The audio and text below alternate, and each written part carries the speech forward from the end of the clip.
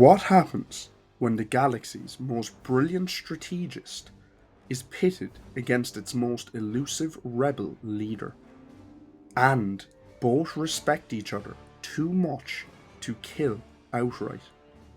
The answer lies buried beneath the ashes of a forgotten world and a forgotten rebellion smothered in silence.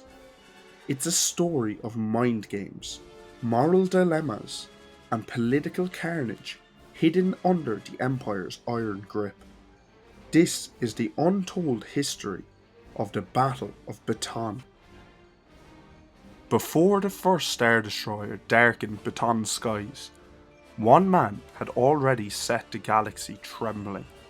He called himself Nightswan, a phantom of the Outer Rim. Nightswan waged an insurgent campaign unlike anything the Empire had seen, striking Iridium and Tibana shipments, disrupting slave routes, inciting uprisings on Umbara, Cypher, Dinesh, and Samun. His tactics were calculated chaos, and all of it pointed to one ultimate target: the Empire's future superweapon, the Death Star, whose resources he'd clearly traced. But what Nightswan didn't anticipate was that his game would draw the attention of Grand Admiral Thrawn. Thrawn, then newly risen through the ranks with the help of Eli Vanto and ISB allies like Wolf Yularen, followed the breadcrumbs.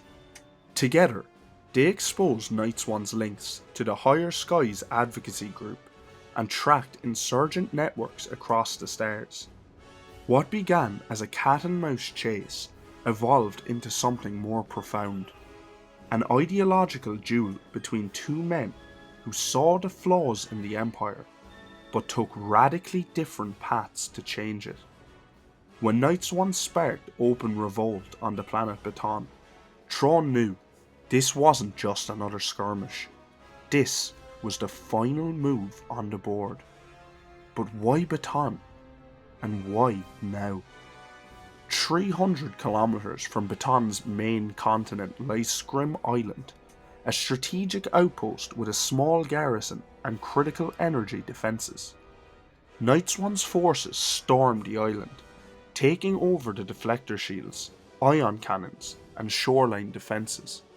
They captured over 100 Imperial hostages, including engineers and civilians. It was a masterstroke of insurgent control. In response, Fleet Admiral Jock Danasius assembled top brass: Thrawn, Vanto, Tarkin, Yularen, and more to plot retaliation. When Thrawn suggested patience and study, Danasius dismissed him, handling the mission directly to Admiral Juril and his 103rd Task Force. That decision would cost the Empire dearly. Juril's approach was brute force. He launched TIE fighters, ordered orbital bombardments, and tried to overpower the shields with sheer firepower.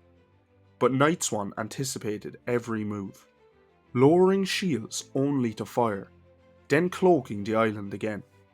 His forces immobilized Juril's cruisers with ion fire and even damaged the Judicator's superstructure. But from the shadows, another player was watching.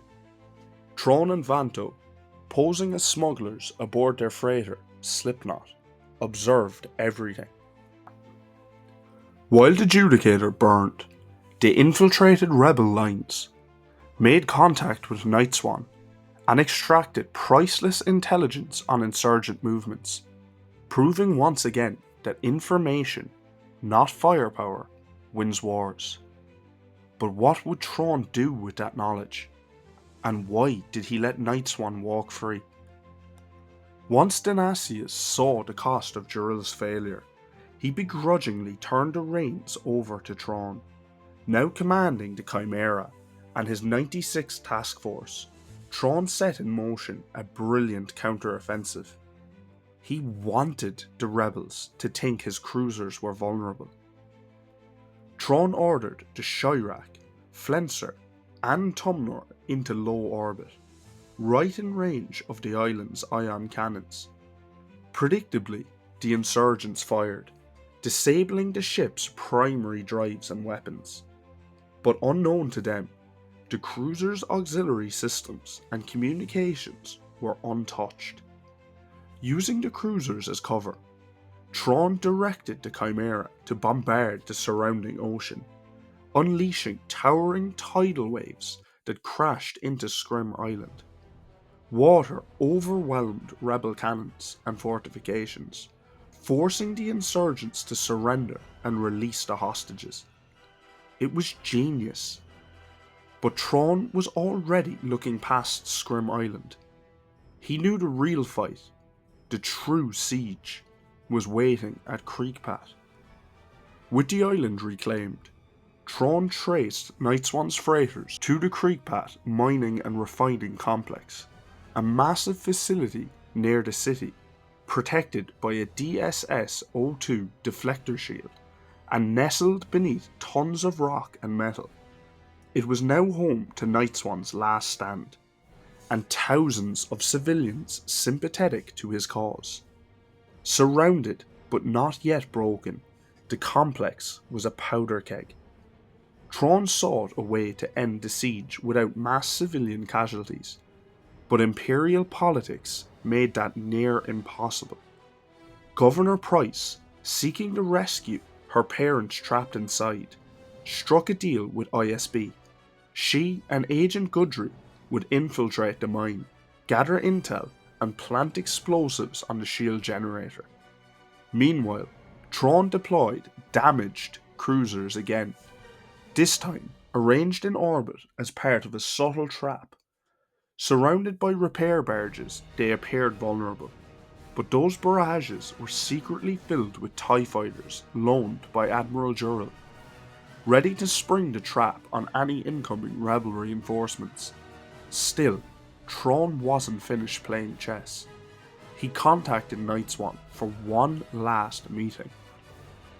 In a secluded field near Creekpath, the two rivals met, not as enemies, but as men trying to understand each other. Thrawn explained the stakes beyond the Empire, speaking of chaos in the unknown regions, dangers that only strong galactic order could repel. He offered Nightswan a position among the Chiss Ascendancy, a future away from bloodshed, but Nightswan declined. He wouldn't leave his followers. He couldn't trust Governor Restos, and above all, he couldn't abandon the hope of a free galaxy. They parted with mutual respect, but no peace. The final strike began. Back inside the mine, Pryce and Gudry clashed. Gudry, unaware of Thrawn's private instructions, threatened Pryce, demanding she abandon her family. In a brutal fight, Pryce killed Gudry and fled with her parents. But outside, Thrawn assumed Gudry was still alive. He ordered a small squad to extract him, while using diversionary fire to draw out rebel forces. That's when Nightswan's fleet arrived, 30 ships strong, descending to finish Thrawn's crippled cruisers. Thrawn sprang his trap. TIE fighters erupted from the repair barges. Chimera's turbo lasers tore into rebel ships. In minutes, the rebel fleet was in retreat. Then, the real devastation came. Pryce, realising Gudry was dead, and unwilling to risk ISB uncovering her involvement, remotely triggered the charges he'd planted. The explosion consumed the entire mining complex. Rebels, civilians, and Nightswan alike. The Empire called it a victory. Thrawn called it a tragedy. The Battle of Batonn cemented Thrawn's rise to power, and Governor Pryce's. But beneath the medals and commendations, the victory left scars. Thousands died, potential peace was lost, and Nightswan, a rebel leader who might have changed the galaxy, was forgotten by history. Only Thrawn remembered him. And perhaps that is the true lesson of Batonn. In a war of ideals, the greatest cost is not the lives lost, but the futures we choose not to save. But what do you think?